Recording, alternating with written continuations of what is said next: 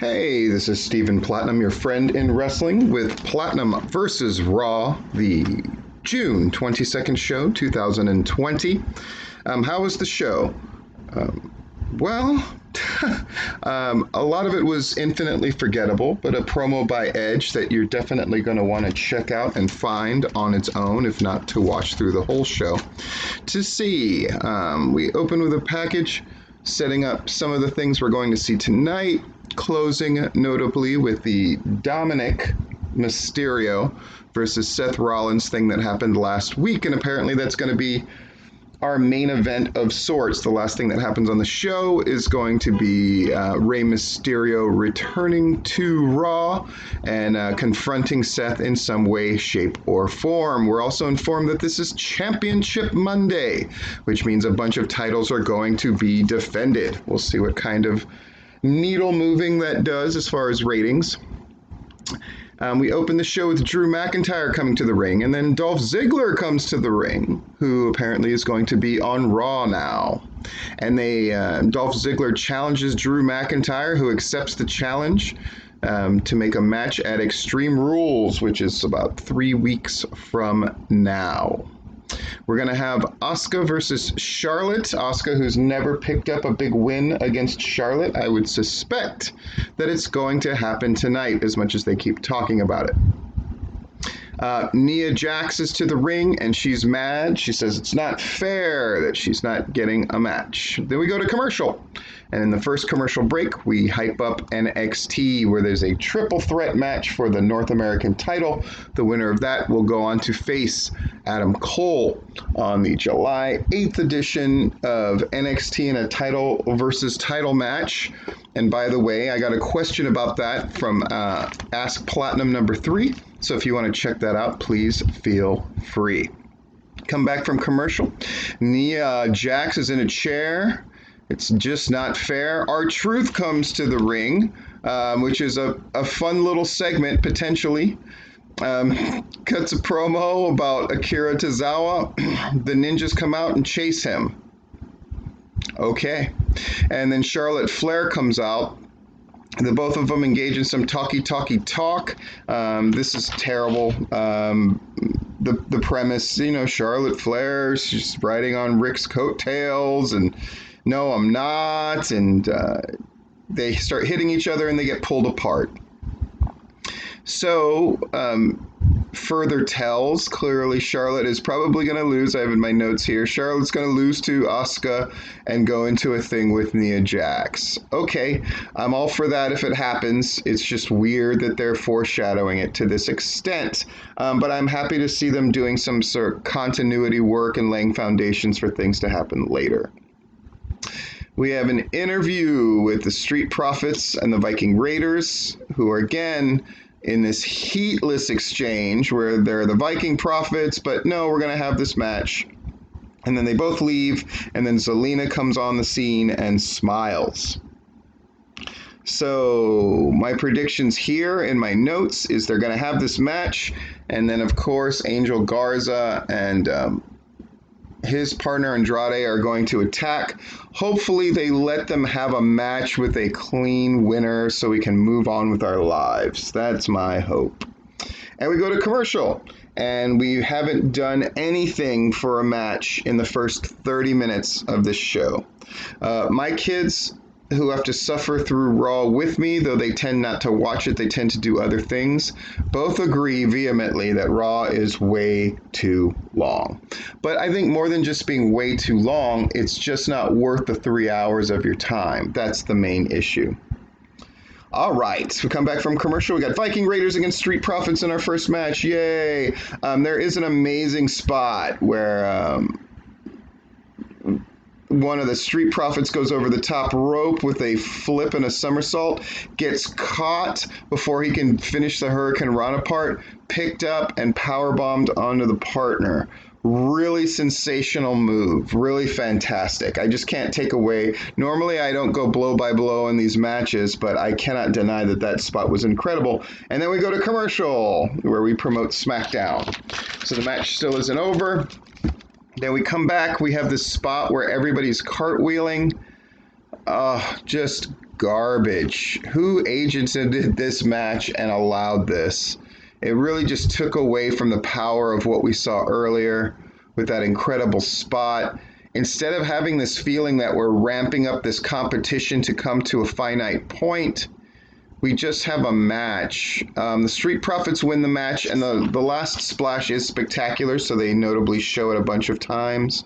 But you just didn't get the feeling that this was the culmination of months of vignettes and all of this other stuff that they've devoted to this thing.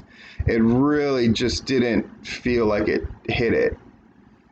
And that was the theme of this Raw. Every Raw is a theme, and in this Raw, it's culminating things that didn't feel like legitimate payoffs. And then sure enough, the Street Profits win and Garza and Andrade attack them. Okay, so we're going that direction. Seth is there with Murphy and Austin Theory, his boys, and they got a message for Rey Mysterio, and we go to commercial. And then we come back and we've got what happened last week again between Seth, Rey, and Dominic. And we have a Seth promo. All right. And then we've got the women out. We got an interview with Charlotte, who was hurt. Her left arm hurt in the scuffle with Nia Jax. So that's going to be Charlotte's out, I suppose. They do so much work and pain with the heels to give them excuses to lose on Raw, but never the baby faces. So interesting. And then Andrade and Garza come out with Zelina, very proud of themselves. Then we go to Asuka, who's coming to the ring for her match with Charlotte Flair, who we've already set up as hurt, but yet the heel. And then we go to commercial. So we had one match in the first hour, folks. One match. And we come back from commercial, and Charlotte Flair is coming to the ring. They've got their match going on. And again, with Asuka and Charlotte Flair, there's no denying that the in-ring is always really good. Then we go to commercial. Another commercial for NXT, by the way. Asuka eventually wins the tap out with the Asuka lock. They emphasize at ad nauseam from the commentators that Charlotte Flair, her arm is hurt, and so she taps out. So they set up that Flair and Orton are going to talk later on. Okay. Ric Flair, that is. Then we get updates on Edge, and then we get a commercial. Then we get an Edge-Orton recap from everything that's happened betwixt the two of them. The Edge promo is phenomenal, and this is where you want to look for it at sort of the top half of the second hour. Everything from this promo worked. My kids noted that his half-lit face really made it fantastic.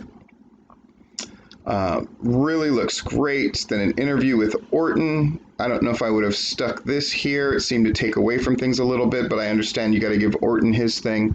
Then we're at the 1.5 hour mark as we go into another commercial.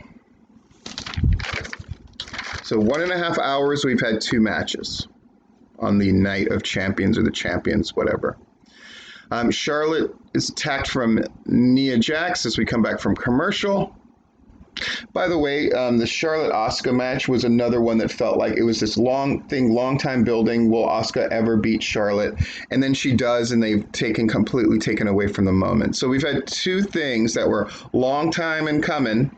The only 2 matches we've had on this show in the first hour and a half of the show, and both of them felt like semi-anticlimactic for various reasons. Really, really bad booking. Match number 3. Now we're going to get Tozawa against R-Truth for the 24/7 title. And I wrote down that this is going to be the one title switch they have on this Night of Champions kind of show. And it ended up being right. Lashley and MVP come in and they beat up the ninjas. They're kicking ass. Locks the full Nelson on R-Truth. Tozawa eventually gets the pin on R-Truth, and he's our new champion.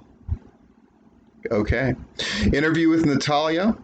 We're going to have Natalya against Liv Morgan. They're giving Natalya the appropriate mic time to try to get these things over. I would assume that Natalya is going to win in a relatively short and easy match. They have no idea what they're doing with Liv Morgan. After giving her promo after promo to set up her big return, and she just ends up being the liability on the team with Natalya, and now she's, I'm sure, going to get squashed. We come back from commercial. We've got Liv Morgan against Natalya. Our fourth match, Natalya wins. Sure enough. An interview with Big Show, who arrived at WrestleMania a heel, but then just became a face, and now is cutting a promo where he's saying, "I'm heartless. I can be cold." Okay. Oh boy. Ric Flair to the ring. Go to commercial. Woof. Recap Ziggler Drew at the top of the show. And then we go back to Flair. What?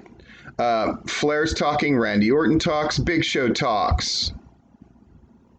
And then some kind of warning betwixt Big Show and Randy Orton. Okay, we're going to have Sasha and Bailey against the Icons. They set up that thing a little bit in what we've seen in the past few weeks. We go to commercial. Match number 5. There's 6 matches total on this show, by the way. 6 matches for a 3-hour show, with 2 of those matches being squashes. Just for the record. Match number 5, Banks and Bailey against Iiconics. It's really good. We go to commercial. We come back. There's a great moment in the end where Bailey gets knocked off of the apron, and you think Sasha Banks is in trouble, but she managed to ward off both of them and get a tap-out win, which was very strong and unexpectedly strong. And then you see why. They're going to set up Asuka against Sasha. And so, Sasha calls Asuka to the ring, and then Bailey jumps Asuka, and the 2 of them beat up Asuka. Really great segment, unexpected. Now we're going in a new direction that feels earned and makes sense.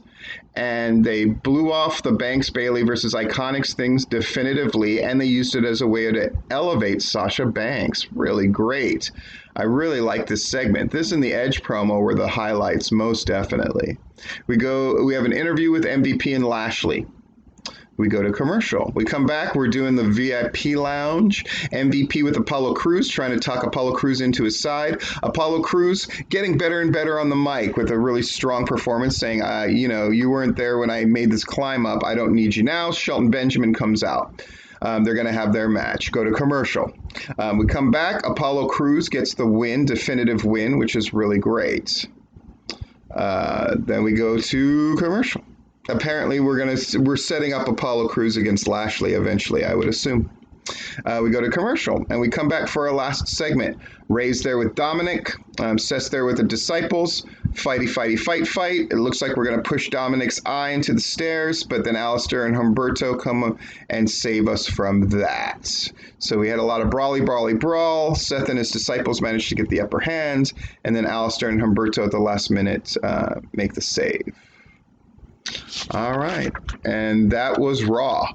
Wow. So highlights, of course, that Sasha Banks and Bailey against the Iconics match was really good. How they set up Asuka was really good. You had 2 huge deals, really, that should have felt bigger. Asuka getting her first win against Charlotte that they kind of took away from to move us into a Charlotte versus Nia Jax feud, where I guess Charlotte's going to be the face, I guess. The Edge promo also mind-blowingly great, just really good. And that's definitely worth checking out. Bye. Yeah, bye. Anyway, this has been Stephen Platinum, your friend in wrestling. Have a great week. Bye. And I'll be back. I'm going to take a look at AEW Dark. This one I'm really looking forward to. And Dynamite, as I do.